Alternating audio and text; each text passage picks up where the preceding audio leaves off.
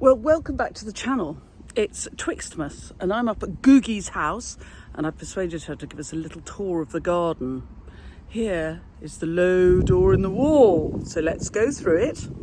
Try and keep my hand up and see what she has to show us today. I love the idea of a low door in the wall and treasure beyond. Right, we're filming, Googie. Okay. Look at my poor vegetables, but we're getting back to frost damage later. Okay. Don't be too depressed. So, chirp up, I hope.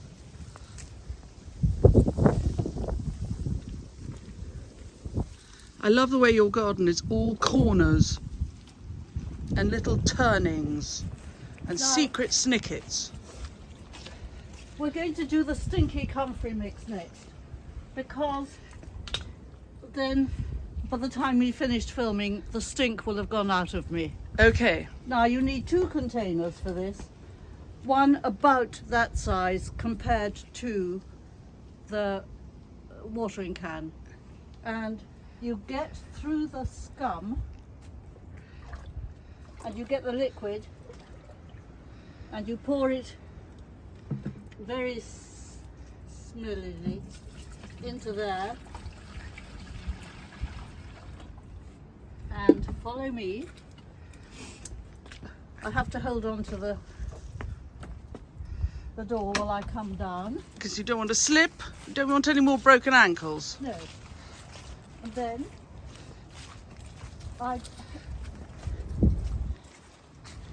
More.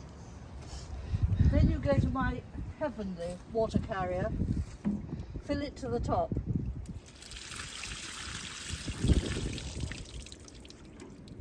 And when it's right full, you walk the full length of the garden because you're doing the furthest tree.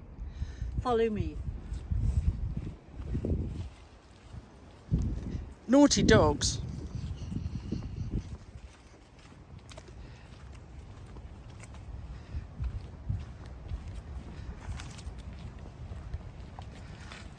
It's amazing, you can see the shape of it in the winter. It's always good to see a garden in the winter. It's very important. You see its bones. I think if you have a garden, dear watcher, if you have a garden you love to visit in the summer because it's so exciting and full of exciting things, if ever it's open in the winter, go, because you'll see really the structure of it, the shape, and how it's made. Now, talking of structures and shape, this is my most important tree. This is a Cercidiphyllum, which smells of burnt sugar in the autumn. A Cercidiphyllum? Yes. I'm sure I'm saying that wrong. No, we've said it many times on here, and I will spell it in the blurb. Okay, good. But it smells of burnt sugar and drives you insane, and you have to keep coming back to where it was. And then you pick up a handful of dead leaves and scrumple them, and you go insane all over again. Now, here is your full can.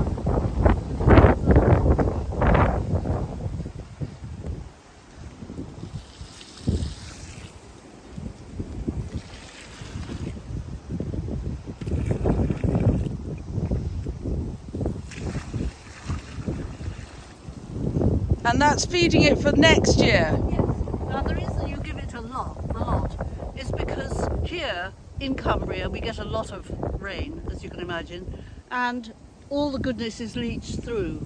So you give it the lot in little bits, little slooshes, and it'll drink it up and it'll soak through into the outside of the what do you call them, worms. Fantastic. Roots. Before we go back up, can we quickly look at the pond and you can tell us about the nappy? Yes. This is where my little wild orchids are, and they're romping up via the lawn to get the light. And I forgot that rabbits love to eat the flowers. Oh. And so I came out one day and there were 27 flowers, and I came out the next day and there was nothing. Oh, no. So it taught me a sanitary lesson to put the twigs, which rabbits don't like, stick them in among them earlier, and they look perfectly all right. Yes, and They're then the not rabbits vegetable. don't eat them. No, Works they don't well. like. They're scared of twigs. Works well also with So are pheasants. yes, pheasants and snake's head fritillaries. If you have a little patch you're establishing put sticks. I'm afraid I've got more than a patch. Yes, but other people might just be trying to establish a patch. Yes, yes, that is true. So twigs keep borrowments off your precious people. Right, let's go look at the pond. I always say, do come and see the lake and watch people's faces as they come and look at my miserable pond. It's not a miserable pond, but tell us about the clever thing you do in the middle. Well, it's got a pokey bit, and it also has a liner. So I've wrapped a nappy around the bottom of the pokey bit, because I don't need the nappies anymore. To stop it going through the liner. An old toweling diaper. An old tiny diaper. Does that age me terribly? No, it ages me rather. Yes, but Georgie used to wear them. And then we put stones on it. And the leaves blow from right to left. And so fairly soon we can rake up these and know that they'll be in that hedge. Yes, that's fine. Love potato patch. Last year it was our wildflower garden. And I was in the house for the entire Thing with the broken yes. ankle. So this year it's potatoes. Ruthless. I think much more useful, really. Yes. It was, between you and me, it wasn't an enormously successful I know. wildflower patch. And it caused a lot of aggro planting it. I think it was too far down the hill and a bit wet for them. Yes, I think so. In the distance, those are the Howgill Fells. And here comes Googie to tell us about... This is where I sit.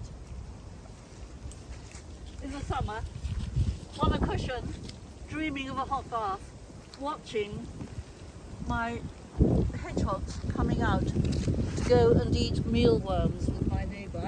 She does the mealworms, I do the cheap water, but I do the bedding. And it's an upside down tin wheelbarrow with its handles sawn off, and I made a copy of her hedgehog house and cut a little doorway. And now they for the first time emptied out their bedding like badgers. I've never known that happen before in 23 years.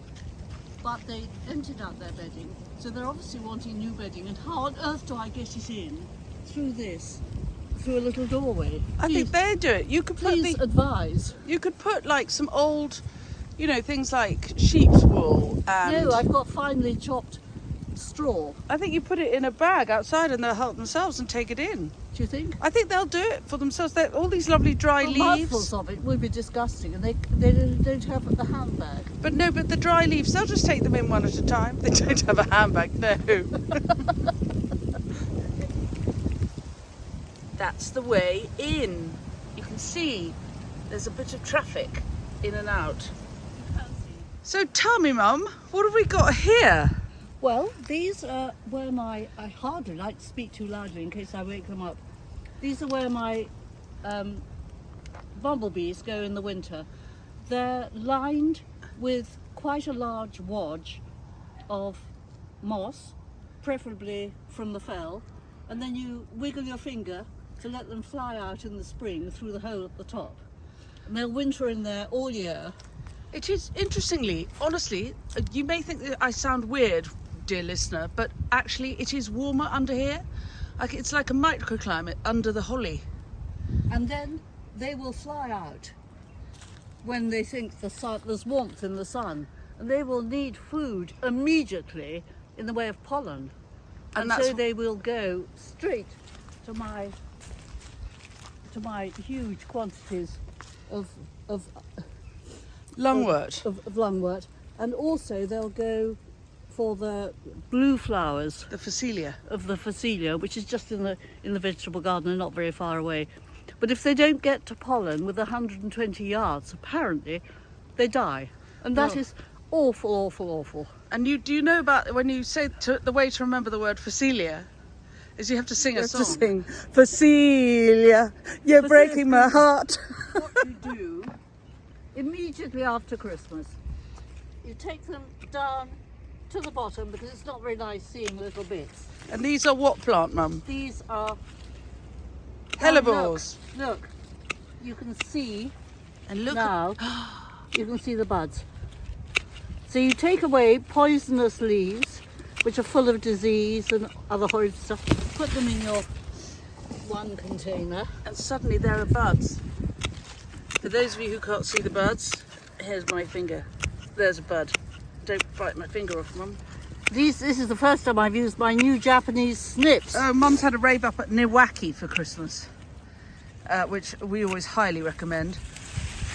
Nice snips. I'm terrified of them. Yeah, they will take your little finger off, so do be really careful with your little finger. Now I'm cutting enough of this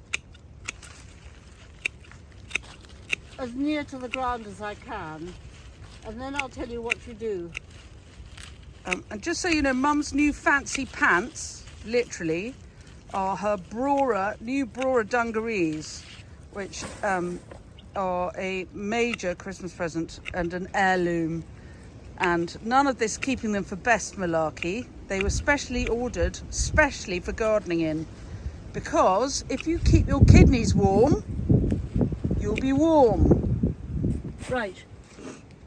You then close these, and because they're yellow, You don't lose you them. don't lose them. That's what you think. And that is your clipped one. And because your flowers are going to drop seeds, you then put it all round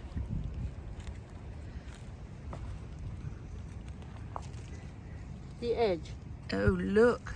taking out noxious little. And this is your homemade compost.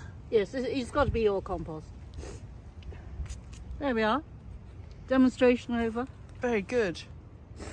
Oh, fantastic. Be careful. We're going through the blue gates, which are cheerful in the winter. This is my dog Tea Cake, who's here for the duration. And we're going to see, The worst frost damage. we had a huge freeze here in England, not as bad as you've had in America. We're not competing, but we did have a big freeze. And you have lost. My bear's breeches. I don't think you've lost them though. I bet underneath they'll be fine. Well, what I'm going to do, back to the snippers now, is to put these are very, very prickly, into the green bins. And get these off the lawn, Yes, because otherwise when you come to mow the lawn there won't be any. yes. And then, with the remains of your compost heap, they smell awful. I bet the stink's disgusting. You put more or less like you've done, Look at the shoots, and look. look at the shoot. It's okay. It's Don't alive. Panic.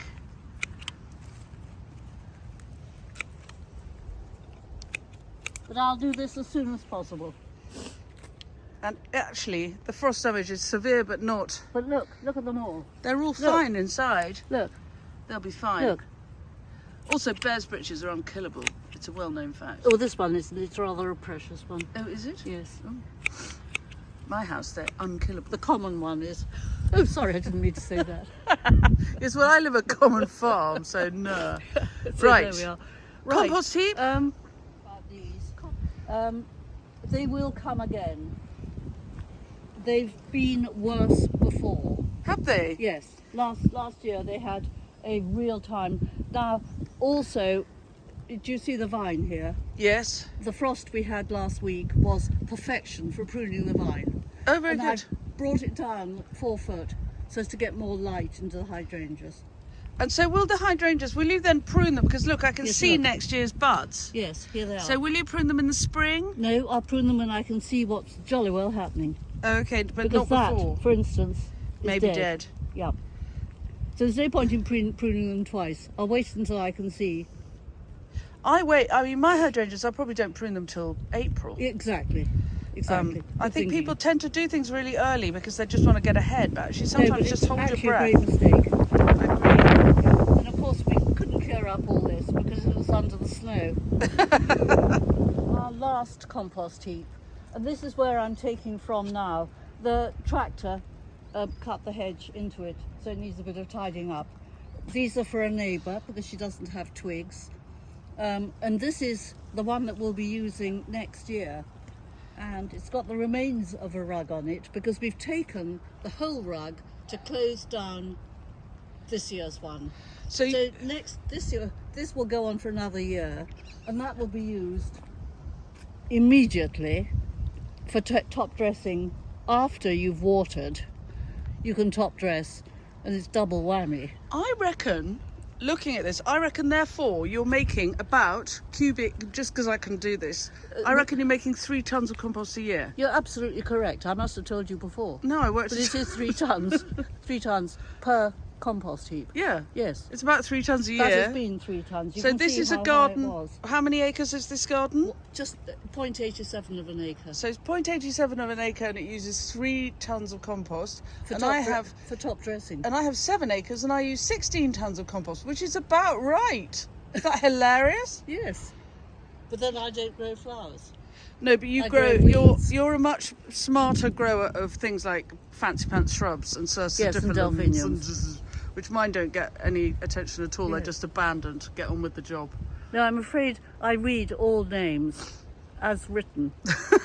Well, I'm a bit like Paddington Bear with writings. You're not. So there's the vegetable garden back at the beginning, ready to be mulched for spring. And here is fit Googie. Broken foot, all mended. You broke your foot. You had a broken ankle on the 1st of July. And would you look at that? Gardening in her best Brora dungarees. With her snips from Niwaki. The phrase, an example to us all, applies. Thanks, Googie. 83 at the end of the month. My goodness me. And looking forward to not receiving any orders of quilts, because that is my last big quilt. They've always been the bane of my life. And now it's quilts for children who are fostered. Well, last time you talked about Linus quilts, and in the comments, they are for fostered children. lots of people.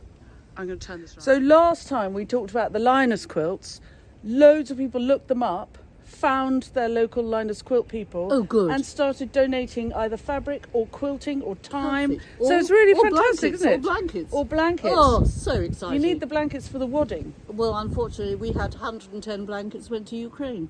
So they're keeping Ukrainians warm. That's very good. Well, thanks very much, everybody. Nice to see you. Bye. So thanks very much for coming along. I hope you enjoyed this little tour of Googie's winter garden. Please subscribe to the channel. Press the bell icon and we'll tell you when we've got more clips coming up. And if any of the tips and tricks either Googie or I give you along the way are useful, then you can always buy me a coffee. There's a link to coffee buying in the blurb to all my clips. Thanks very much. And I suppose now we'll see you after New Year. Watch out, exciting news coming. I hope I've scheduled it all right and, you know, move with the times. Yes, I talk of the club, but more of that when the time comes. Right, I've got to go and finish ordering my seeds. See my previous clip on that one. Bye. So Googie, the famous gardener, is here with her friend Aya, holding up what Googie does in the winter, which is quilting.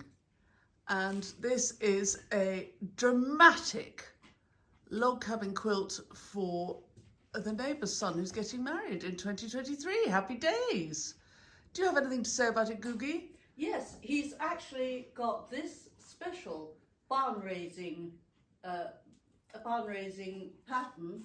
You can see how the Mennonites built their barns by laying all the logs out sideways, and then the whole village got together and put it up in a day, because he's converting a barn in Lupton. Oh, fantastic. That's brilliant. And the windows are in and the roof is on. It's very close. And will you now hand quilt this? No, I'm machine quilting it. You just don't hand quilt nowadays because of the money. It's amazing. You'd have to charge £1,000 for a quilt, and I don't do that. So there's Googie's winter activities, but in a minute we'll go out in the garden and see what the garden's looking like.